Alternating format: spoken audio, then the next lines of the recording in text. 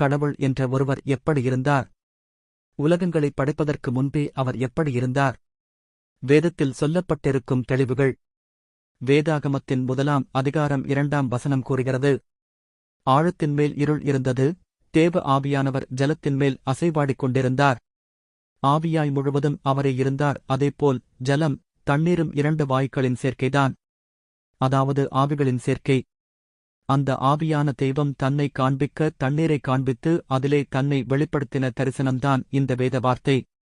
அடுத்ததாக ஆதியாகமத்தின் 1ஆம் அதிகாரம் 1ஆம் வசனம் கூறுகிறது, ஆதியிலே தேவன் வானத்தையும் பூமியையும் சிருஷ்டித்தார்.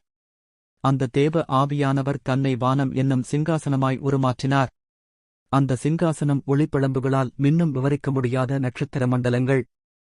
கர்த்தர் சொல்லுகிறது என்னவென்றால், வானம் எனக்குச் சிங்காசனம். ஏசாயா 66:1. நட்சத்திர மண்டலங்களை தூதர் சேனைகளினால் நிரப்பினார். தம்முடைய தூதர்களைக் காற்றுகளாகவும் தம்முடைய ஊழியக்காரரை அக்கினி ஜுவாலிகளாகவும் செய்கிறார்.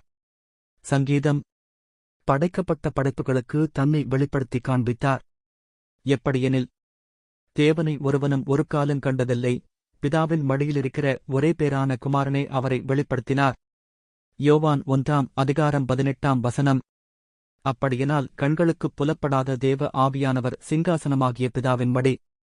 அதிலிருந்து வெளிப்படுபவர் குமாரன். அவர் அதர்சனமான தேவனுடைய தற்சரூபம்.